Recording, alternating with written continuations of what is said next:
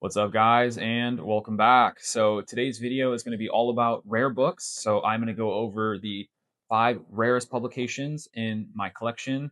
I'm going to talk about publishing details, author details, why this book is so important, and then I will also talk a little bit about average resale prices and what prices might look like if you are trying to find one. At the end of the video, I'm also going to give a few tips for sourcing rare books. So I'll talk about a few databases you can check for details, and then some good marketplaces to source books for yourself. Lastly, if you guys own any of these books or you've seen them before or it's been on your wish list, whatever, drop a comment. Let me know what you guys think. Let's get into it. First publication is a real banger, my rarest book, Raf Simons Redux.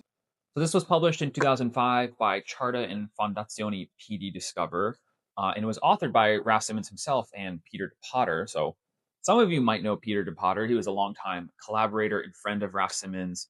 Peter de Potter did a fair amount of the graphic design, especially for the hoodies around 2004, 2005. Some of the really Braille level popular hoodies.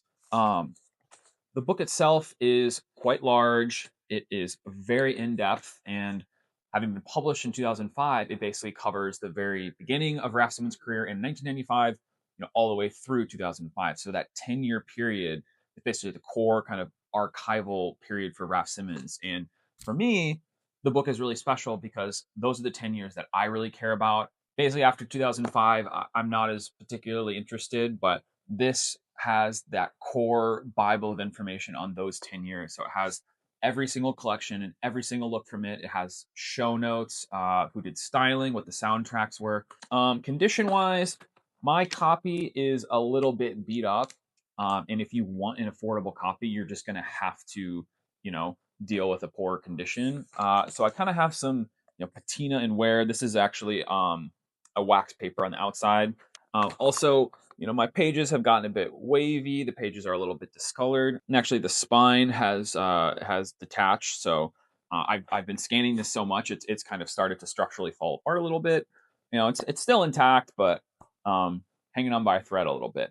But that being said, if you are looking to pick up a copy, they are quite expensive. I would really recommend getting the most beat up copy possible, just so you can keep it for reference, you can scan it, etc. But the general market resale for these at the very cheapest end in the poorest condition are going to be $500 if you're lucky. On the high end, I would say $1,250 to $1,500, which, guys, I don't know. Paying $1,500 for a used book, I'm not doing that. If you really want a pristine copy, if it's really important to you, if you're really just like a hardcore Raf Simons guy and you just need a crispy mint book, whatever, go for it. I really don't recommend it. But yeah, that being said, absolutely indispensable resource for Raf Simons research, for any type of uh, projects, whatever, images for Raf Simons. There is some really good writing in here as well. The contributors are really cool. Collier Shore, the photographer, there's a really interesting section from her. There is some stuff from Peter de Potter, of course. So really super cool publication. All right, book number 2 is Antwerp 6 Plus. So this was published in 2008 by Ludion, which is a very fantastic Belgian publishing house. So this was originally for a show that was put on in 2007. It was a collaboration between the Flemish government and the MoMU Fashion Museum. But the show ended up traveling to Tokyo, to the Tokyo Opera City Art Gallery. So I went to Japan the following year in late 2007 or 2008. And then this text was produced for that show. So it's Japanese language, obviously, and it contains a lot of the original elements from the Flemish publication, but there are also some new articles, specifically from Japanese writers on the Japanese perspective on Antwerp and Belgian fashion, on Margiela, but it's specifically sort of a Japanese take on it. So it's a really interesting publication for sure. So one really great thing about this publication and why I find it very valuable is it has a lot of really hard to find and rare press clippings that the editors included. So these are old press clippings from the late 70s, the 80s, all the way into the 90s. And it's a lot of Flemish or Dutch and Belgian press clippings, French publications that are impossible to source or find online. And they've all been scanned and included throughout the book. So those are really, really, really helpful to translate and refer to. There's also some, of course, really rich and incredible imagery from the Antwerp 6. Again, hard to find rare images. One thing that is not ideal about this publication is, of course, it's in Japanese. Japanese is great, but there is some layer of removal because a lot of the text is originally in Dutch and it was translated into Japanese. And then when I'm using it, I'm translating it back into English. So, of course, there's a few layers to the onion there. But that being said, again, I'm always referencing this book if I'm doing Antwerp 6 research or just general, Belgian designer research. This is one of my go-tos for sure. Again, in terms of condition, mine is, I find it endearing, but it has some, patina and weathering on the spine, a little bit of discoloration, of course. But I will say the book is fully intact. Pages are not too wavy. I've scanned the crap out of this and it's still holding up. In terms of resale value for these, I would say on the lowest end, you can find it for about $300. And on the high end, it's just ridiculous. Again, 1250, 1500. Again, don't pay that. Just set an alert, just wait, whatever, and try to snag it around $300. You'd be hard pressed to find it for cheaper than that. All right, so number 3 is Happy Victims. So this is a book of photography by the fantastic Japanese photographer Kyoichi Suzuki. You've probably seen his work shared on Instagram, Tumblr, whatever. It's quite widely circulated, especially this series. I've shared scans. By the way, if you do want to check out my scans, head to Instagram at Hellish Materials, always posting scans there. Also on Substack. So the origins of this date back to the 1990s. So Suzuki was doing the series where he would go to people's apartments in Tokyo, really cramped apartments, and particularly focused on people who were working in fashion or adjacent to fashion, and would photograph them in their home and photograph their living environment. And it was specifically people who were so dedicated to one designer or one brand that it kind of overtook their life, right? Hence the title Happy Victims. So people were victimized by their obsession with a brand or obsession with a fashion identity. But it was a bit more of an optimistic take on this, right? Like the Japanese have a little bit more of an optimistic view of consumerism than some of us in the West. But the series originally appeared weekly in a periodical called Yuko Tsushin, which is a quite famous Japanese periodical, and it literally translates to trend report or trend communication. But the images would show up in this publication either weekly or monthly. I can't remember exactly which one, but it eventually became memorialized in the publication. So the publication first came out in 2008. My copy is a 2018 reprint, but luckily this book actually has been reprinted again, I believe 2025, so just last year. But the 2025 reprint is still affordable. You can still find it. I believe it's $85. So if you are looking to pick up a copy of this, I would suggest the reprint. It has a different cover. Actually, honestly, a cooler cover. It's quite exciting. But in terms of value, the original 2008 edition, ungodly expensive. I wouldn't even bother. The 2018 version, I don't really know what this even really resells for. It's sort of caught in between the newest reprint and the original, but I do believe it's quite rare. I got mine about I got mine in 2018 at Daikanyama Tea Site in Tokyo. Fantastic bookstore that I highly recommend next time you go to Tokyo. But yeah, again, if you are looking to pick it up, I would recommend the 2025 reprint. Uh, but yeah, in terms of value for the earliest one, the 2008 edition, well over $1,000. The 2018 one, I'm assuming, is probably in the few $100 range. And then again, the reprint is $85. So I recommend that one. All right, number 4, we are shifting a bit into the publication periodical realm. So this is going to be the Maison Martin Margiela Street Special Edition, volumes 1 and 2 combined. So there's a pretty lengthy history behind this publication. If you aren't familiar, Street is a fantastic Japanese publication. It was, as the name implies, a street photography publication that has a bunch of different interesting sister publications, including Fruits Magazine is probably the most famous. But in 1995, Noriko Kojima and Shoichi Aoki, who are the duo behind Street and all its relevant publications, teamed up with the Maison and produced Volume 1. So basically, the 1995 Volume 1 documented every Margiela collection in depth up to that point, and then eventually released a Volume 2 in 1999. So in 1999, they were like, let's just release both at once. So hence the Volume 1 and 2. So this is the first edition of the volume 1 and 2, combo release.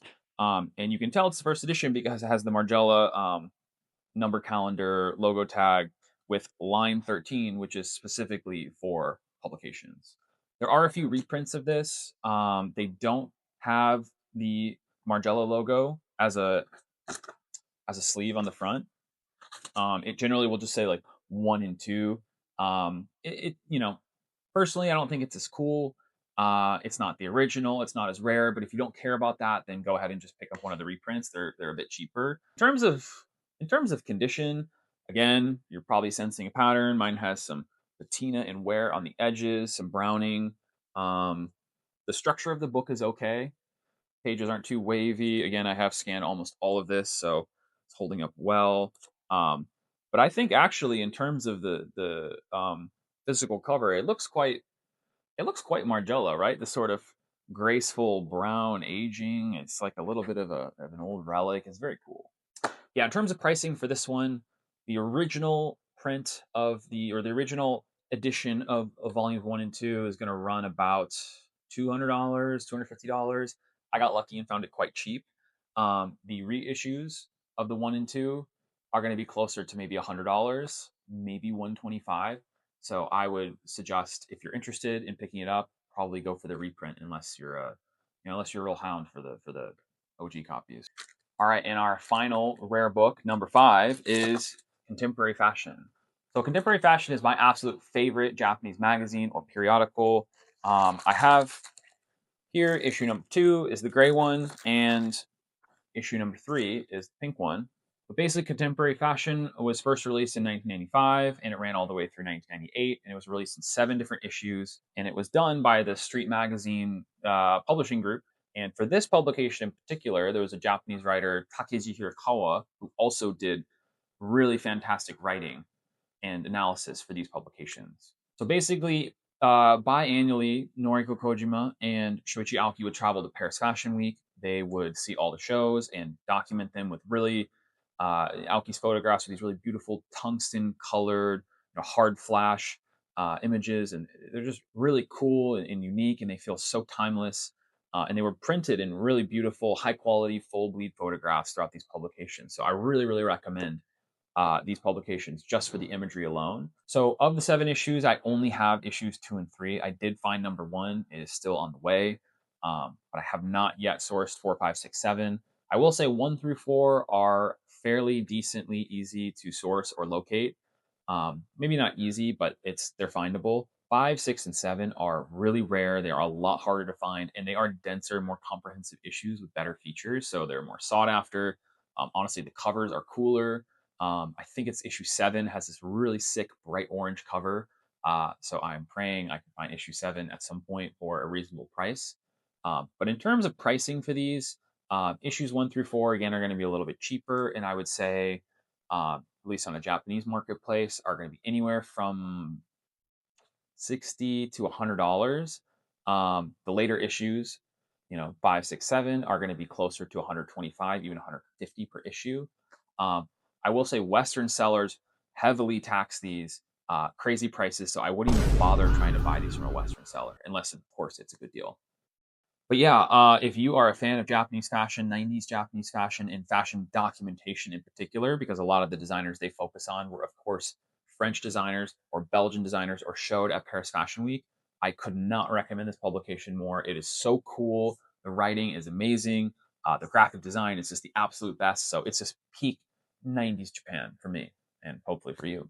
Lastly, I am writing a report on the whole contemporary fashion, fruits magazine, street magazine, universe and ecosystem, between Shoichi Aoki, Noriko Kojima, and Takeji Hirakawa. So I don't think it will be out at the time that I publish this video, but it will be on my Substack soon. So please keep an eye there if you would like to learn more. I think it's going to be really interesting, and there's going to be a lot of cool things to learn about.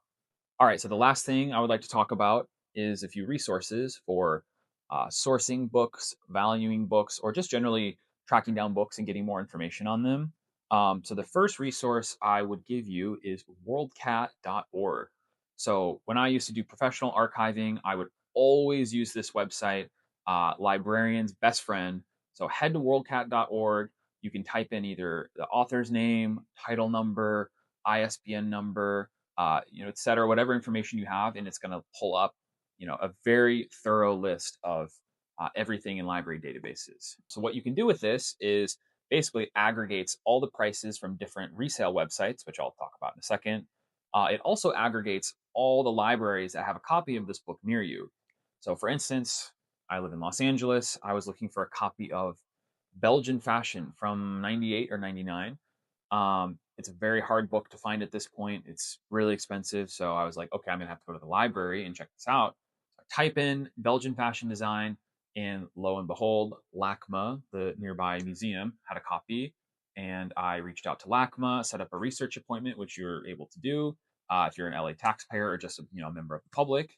And I went and checked it out, used their scanner. So you can't take the book home, but you can go to the research room, you can do scans, etc. But basically, it's a really, really good resource to get a sense of what the prices are across different markets and what libraries near you have this book. And also just to verify any publishing details, ISBN numbers, etc. Super helpful resource. The next thing is basically the different marketplaces where you can find rare books. The best marketplace that I can recommend is AbeBooks. AbeBooks is generally going to be the go-to for any used bookseller. You do have to be a paying member to sell books on here. So the people on here are pretty serious about selling books. They're usually bookstores or semi-professionals or professionals. But if you're going to find a used book copy anywhere, it's probably going to be on AbeBooks. So I always start on AbeBooks. That's where I start my search. And then the next platforms I'll check is generally eBay. Maybe that's an obvious one, but eBay has a lot of good rare books. I'll just set alerts for the criteria, what I'm looking for, prices, whatever geo market you're searching in. Set your price alerts, and then you can use eBay as a second option. And then actually the third option or marketplace I would recommend is actually Amazon. So Amazon's used book section has a lot of really good deals. There's a lot of really good copies on there. But generally, my first step that I would recommend is head to WorldCat, get all your details, see what different sellers or marketplaces have a copy, and then sort of head off to there, compare prices, and then pick the best or cheapest copy out of all of those different marketplaces. All right, so that about wraps it up for today. So hopefully you learned a little bit more about rare books, sourcing rare books, what kind of marketplaces you can check to find them, or just a little bit about what kind of rare books I like and that I have. That being said, if you guys enjoyed the video, please hit the like button, share, follow. I would super appreciate it, and see you next time.